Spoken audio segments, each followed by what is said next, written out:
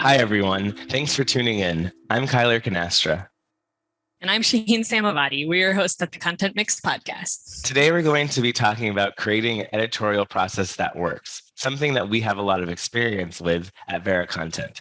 Shaheen and I are going to be talking about how to properly edit content for substance and style. Shaheen has a unique perspective on this topic as a former newspaper journalist who went on to work in corporate communication and marketing and then co-founded multilingual content agency VeraContent. So today's a different episode because we are going to be talking amongst each other. So I'm not going to welcome Shaheen. Oh, not going to welcome Shaheen because we're both in it together, but we're excited to talk about this and to dive in a bit more. I think in the pre-interview talk, I was learning a lot about Shaheen's experience in journalism. So I think we have a lot of interesting topics to touch base on today. Definitely something I'm passionate about and something we're passionate about at Vera is editing. So excited to go deeper on this topic. Yes, for sure. So to kind of tap into why this is something that you're passionate about, why do you think it's important to have a solid editing process? Well, where to start? Yeah, obviously it's a given that editing, the more good editing leads to better quality work. So, if you want to have content that stands out and that it is, stands out above the rest, it needs to go through some kind of quality control, essentially. For sure. And I think it's like so important right now because we just are competing with so much content and just a lot of it is just regurgitated stuff and things that haven't been well thought out. So if you actually, have a good process for creating the content in the first place and then have like a standard way to make sure that it's like, always up top quality, then that's going to make you stand out among all the noise and crap that's out there on the internet, basically. For sure. I think nowadays everyone has a voice, so it's kind of easy for people to publish, and sometimes the editing process gets thrown out the window.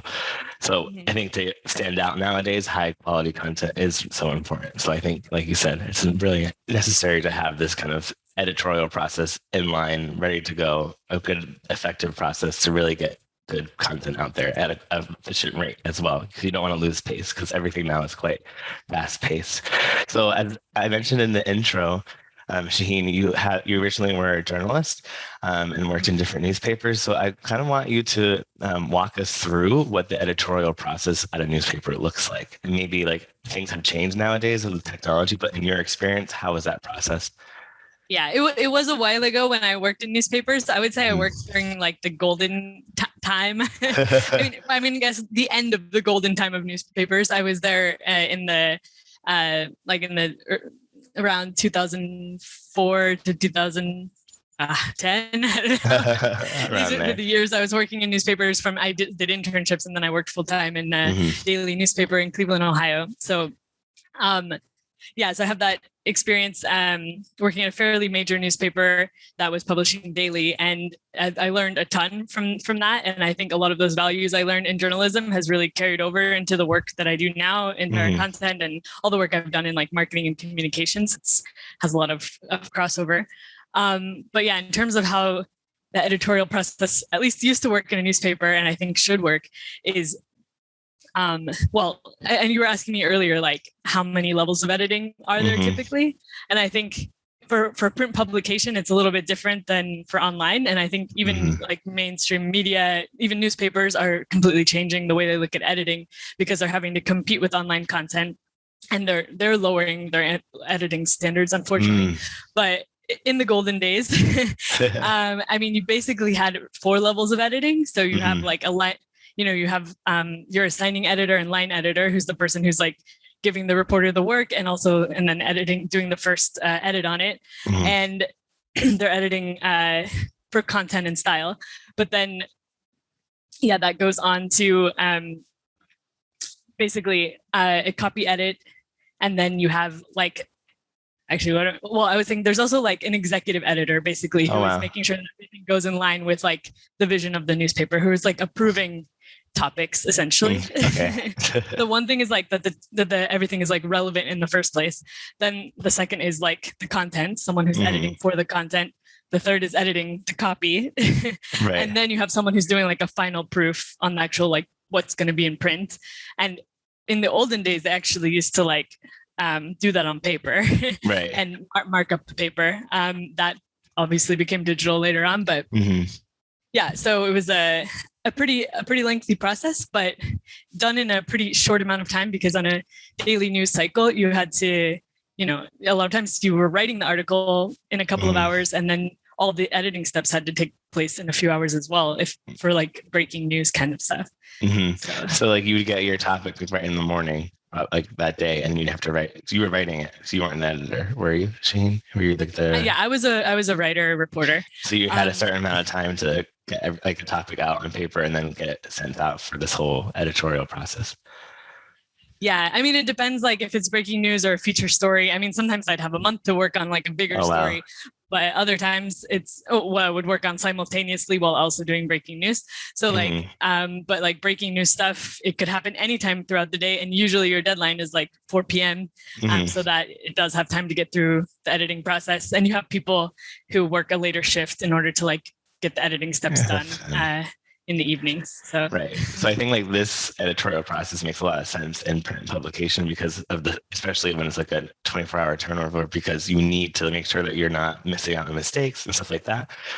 But you also mentioned how like these editorial skills and the processes that you learned during your time at the newspaper kind of carried over into different parts of your professional career. Now, when it comes to like corporate publications, why do you think this kind of rigorous editing is so necessary for that as well, I guess? Well, yeah, I guess the question is, how necessary is it, or like what level of editing is really necessary? Because I mean, like I said, even like newspapers are throwing some of this out the window. They're like, okay, we're competing with online publications who aren't doing this, and it's expensive, obviously, to put the resources in that are needed to go to have all these steps of the process. But I don't think it's something that you have to find a balance on, because it's at the expense of quality. I mean, we're seeing now like really big publications who have like typing mistakes on their websites, and it's embarrassing for them. So and that didn't used to happen. And also, but like you said, there is like less of a permanency in online. So at least you can like fix it afterwards. That's true. It used to be in print that like, if you made a mistake, then it was like a source of shame for all editors and reporters to have to publish a correction on something. Right. So especially like a content correction, like something that was factually wrong, right? So it's like really important to get it right the first time. And that's why so much of the credibility of a publication rode on making sure that everything was double checked. Like you have people whose job it is to make sure that actually what's being said in the article is true. It's true. And actually, fun fact, the Vera comes from this term, like true. Like we wanted to get across that we do that level of rigorousness in ensuring that everything we publish is true and accurate. Yeah. So, and interesting too, because I feel like we're talking a lot about fact checking in recent times, right? And I feel like that's something that's kind of gone out the window in terms of this, like with editing as well. It's like if you're editing more, you're going to be fact checking more information. But now that things are just being published left and right online, we don't know how accurate your source is as well. So not only in editing, in terms of like maybe people think it's just grammar and style and making sure that everything's correct, but you're also editing the content itself. So it's that extra step is getting a bit lost now as well. Yeah, exactly. Yeah, that's what I mean, at Vera we have editors who we ask to do substantive edits. So it's not just fixing the language. It's actually like critically looking at the content that's been created and deciding like, is this the best way to order this information? Is everything that's here relevant? Like, I mean, looking at it with a critical eye. And for sure. I mean, so I guess the question was how important is this for like corporate communications or for marketing communications? And like I said, there's a lot of variety of different types of marketing content, but I think, and of course you have to like adapt your editorial process to exactly what you need and what you're doing. But I mean, some level of editorial control needs to happen to ensure that that's meeting consistent standards, especially when you're publishing a lot of content, on an ongoing basis, which is what we do. We publish a lot of blogs, a lot of social media content. So it's really important for us to have those processes in place, and we help our clients put those processes in place to ensure that the content is on brand and on message, and also excellent in meeting the editorial standards, objectives. Yeah, objectives as well. Now, I think we mentioned before how there in the newspaper, Your World, there was 3 stages of editing, I think. So the written content, then you had 3 checks before it was published. But I guess nowadays, I guess it depends really on what you're trying to do with your content. If it's going out really quickly, or if you have time to write something and then edit it over time. But I guess ideally, how many stages of editing are needed in the editorial process, in your opinion? Yeah, I think like the sweet spot is like 2 levels. Like, I mean, just having one set of eyes, I don't think is often enough. And I think there's also like 2 stages of editing. Like, one is like the substantive part, like, so really editing for content. But when I think it's a different mindset that the editor is in when they're editing for content than when they're editing for just accuracy and grammar and style. So I think that that those should be the 2 steps that are like essential. And then, of course, anything on top of that is gravy. Exactly. Have any more eyes on it. And when I edited for VeraContent back in the day, that was like the mindset I had. It was always like a content check first before I did anything in terms of like grammar, style, tone. It was more of just like reading through it, making sure that like in this case, like the brief was understood and like the writer was able to carry out everything that the client in this case asked for. And then I would just do that check. Then I would do the grammar and style. So it's like you said, it's kind of like a 2-part process. So maybe we didn't have like 2 separate people, but I think the editors in our team, that's what they do on a daily basis for sure. Is kind of separate the 2 of content versus style, tone, and grammar as well. Yeah. Now, exactly. And we have like, it doesn't necessarily need to be 2 people. It's just 2 steps of the process. Exactly. And having those, like, we have an editing checklist. So it's like making sure that you do each of the things on that list and systematically going through that. Yeah. Also, we do have the role of a project manager who is the one who's like choosing the topics, assigning the things to people. And that's kind of the role of executive editor in terms of making sure that the topics in the first place are kind of in line with the overall editorial objectives. Exactly. So I guess the answer to the question is there is no right or wrong number of stages in terms of editing needed, but it's actually just making sure, like we said, like have a checklist and making sure you're checking everything. It could be 1 person, it could be 3 people, but always having that like editorial eye on style, grammar, tone, and content itself.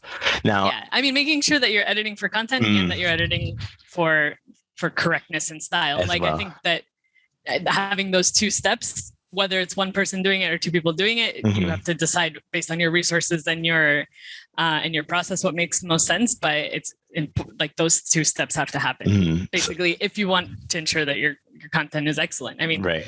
Like, it depends again on your objective. There's a lot of people who don't do this, and maybe it's okay for their needs, but that's not the kind of content that we're typically working on. So you just mentioned the word resources, and I feel like a lot of times when we're talking to different people interested in our services or interested in the world of editing and getting advice, I think a lot of times people say, well, it's going to cost me more money because it's going to be more manpower involved. But in your opinion, Shaheen, is it worth throwing in a little bit more money in order to have like a solid editorial process? And if so, why? Yeah, I mean, I guess it goes back to the same point. It's like, it depends on your objectives. Like, it depends on what the content is going to be used for and whose eyes are going to be on it. But if you're doing journalistic style content and you want it to be the leading content on that topic, like, it's absolutely worth, doing what you need to do to make sure that it's of top quality. And that goes with finding the best writers in the first place, and then putting it through a process to make sure that, like, I mean, if you are investing in having a great writer write that piece, like, why wouldn't you spend a little bit more to make sure that it's meeting your standards? Like, for sure, kind of a waste not to. Yeah, for sure. And I always say that too. It's like maybe more worthwhile to invest in the beginning, right? And like getting the right writers, getting like an editorial process in line, because then it might cost you more down the line if you have mistakes, or if things like you're publishing things that aren't true or making statements that aren't in line with your brand, like you might suffer those consequences later. So sometimes it's better to just invest in the beginning, know that everything's like set up the way you want it. And that way these like, issues won't fall slip through the cracks essentially. Yeah, so I think it's super important. And another thing that people always ask, I think us, and we get this question all the time, is that because at VeraContent, we work in a lot of different languages, and Shaheen and I, we speak different languages, but doesn't mean that we're now doing the editorial checks on these different languages as well. Plus, we work in a lot of different languages, so we need a lot of people on our team that can, give us the editorial feedback and meet those standards that we want. But they always ask, like, how do we like uphold basically these high editorial standards across languages that like we don't speak? So I don't know, Shaheen, could you maybe shed some light on that and how we're able to like establish these quality standards, not just in like, English and Spanish or like other languages, but across the board in our services? Yeah, I mean, obviously, the more like working in a lot of languages is extremely, it adds to the challenge. Like it's challenging enough to have a great editorial process in one language and then trying to replicate that in multiple languages. Obviously, that's why we have an entire business built around it, because it's a lot of work. So it means building up those teams for every language. So we have a team of trusted editors and obviously writers as well. But we have, two things. One is like the system of constantly finding the right talents for the ongoing projects that we have in all the languages. And then, we have editorial standards that are to some, like the process itself is pretty standard across the languages, but obviously there's like nuances to every language, and every process has had to be adapted to each language. So that means creating specific guidelines and specific style guides, not only for every language, but for every client. Right. So it's about, but it's like so important to have that really organized and really well set up to be able to like consistently do that across the languages. For sure. Now, I think one thing we haven't really talked about was what's our editorial process at VeraContent. So I guess I wanted to ask you, Shaheen, what is our process and how has your experience, that all the experience we've been talking about in journalism and corporate communications and marketing, how that led you to establish the system that we use at VeraContent? Yeah. Okay. So where do we start with with our process? Definitely like the processes we use are very, very inspired by my experience as a journalist. And it's part of it's what kind of inspired me to start the business in the first place. Like, because when I was working in corporate communication and then later in marketing at a startup, and I found it really difficult to find providers. Like when I was on kind of the flip side as someone who hired translators and hired writers and freelancers and other agencies. So I found it difficult to find suppliers who kind of could meet my quality standards. And I wanted to change that. Like I wanted to create, an offering that met my standards. So, at Vera from the very beginning, it's been very, we've always been very, very systems oriented, I would say. We're a little obsessed. Slightly. We love documentation. We love checklists. For sure. And of course, like tools to optimize collaboration. So one piece that I also like, that's one of our values of Vera, and I think is like so important in the whole thing, is this like culture of collaboration. Because I feel like that was something that when I worked in newspapers, it like not only is it very systematized and very like organized the way the editing process worked, but there's also like a lot of, it's obviously creative, like the entire process. So there's a lot of, editorial meetings, talking about ideas, talking to people. It's a very like social job in a way. But like when you go to marketing or communication, I feel like you're just kind of like sitting in your cubicle and like tapping away. And it wasn't, it didn't have that so much, especially like because when you work with suppliers, that they're just kind of like, there's just this gap between you and them, and they, they're just turning something in, and a lot of things can get lost in translation. So a big part of it is like what we've kind of tried to change at Vera is the way we collaborate. So like the way we collaborate internally, the editorial process, it's not just the fact that we have these steps, but that there's constant feedback. So and that there's opportunities to always, get feedback from your editor talk about ideas. Why are you writing it that way? Well, how could you do it better?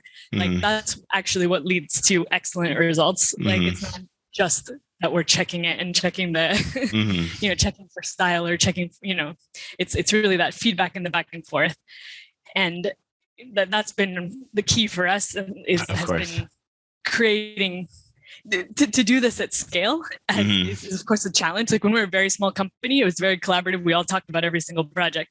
But as we've grown into more languages and more quantity of content, it's mean we've had to create structures to help people have opportunities to collaborate. So and so basically it's like, first of all, setting up we have our feedback system. So every time someone does an edit, they have to give feedback on how well the person did, answer certain questions. The writer himself has to say why they made certain decisions in the writing process. So we've put those pieces in place for feedback. I think that's one of the most important. It's so important. And I was going to say too, across languages, we do that feedback. I think it's always given in English, mostly. That's our working language. So even one of the project manager who is that executive editor role in this relationship, they can still, if they don't speak German, for example, they can still see what's going on with the content, what issues were there. And I think that kind of leads us this whole allows the collaboration to go really well, but also allows us to build trust with everybody that we're working with. So from the editor to the writer to the project manager, everyone's kind of building trust because we're all communicating, collaborating, helping each other out, and able to keep on top of the content. So I think over time it really builds a nice system that we're able to build this machine with different parts that all work well together because we trust each other and we also are able to collaborate, even if we don't speak the language or aren't 100%.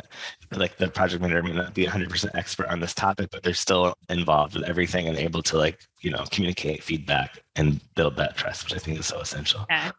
Well, I think that's been the key in being able to ensure quality without speaking. Our project managers don't speak every language of every project that they're working on. They have the writers and the editors who are the experts in that, but they need to they're responsible for making sure that what we submit to the client is the best it can be. And so the way they're able to do that is through feedback, by talking about it with the writers and the editors, that's how, and okay, maybe you don't understand what the end result is, but you understand the reasoning. If everyone has to explain why they're making certain editorial decisions, then it gives you confidence that it's excellent, obviously. And 100%. And obviously the other side of that is that the more relationships we build with people and the more we get to know them and trust them, like you were saying, that ensures that the results are great too. Exactly. And just get back to the initial part of the question at Vera, what we do is we have the linguist. So this goes across the board for translation or even for writing. So everything that we do is always the initial linguist, so the writer, translator. And then there's always a reviser, someone that's going to be editing the text before it. And they're the ones giving the feedback that everyone gets to see. And they're the ones ensuring the quality that then we send out. So it's kind of based off of what we're talking about in the beginning, that 4-step process that Shaheen had in her time as a journalist. We've kind of made it a bit more concise while maintaining those editing, the checklist and making sure we're editing everything that, that also happened in that 4-step process, but kind of making it more concise. And that's kind of how I guess our system works in terms of editing and feedback. And there's also style guides and tone guides that we use all the time to, ensure quality is being met in every language and for every client. So it's definitely a well-greased system that we've been using for a long time now, I think, and it's been quite successful. Yeah. And a lot of fun, I think, for the collaboration. It really allows everyone to get to know each other, and especially when we're working with a lot of writers as well. So it's really cool. Okay. Now, and our clients don't really see that side of it because they have one point of contact, which is the project manager. But the project manager is the one who's managing the team of the linguists and the editors. Exactly, they play an essential role in everything. Now, and the project managers obviously are involved in the editing process as well because they're the ones overseeing the overall editorial strategy for each of the projects. So and we have 3 people involved in any given assignment as well. And they're the ones that have to communicate between the client and the writers too, if there's any feedback like that. So they're very much involved, which is really cool. And I think the project managers, and I worked in that role as well, is very fascinating in that sense because you get to work with a lot of different projects, but you're also very involved and able to like give your editorial advice and stuff like that. So there's really a really rewarding experience as well. Now, to wrap up the conversation, because I feel like we could keep talking about this for a long time, it's been really interesting to learn a bit more about kind of how your experience, Shaheen, has led to VeraContent and what we are today.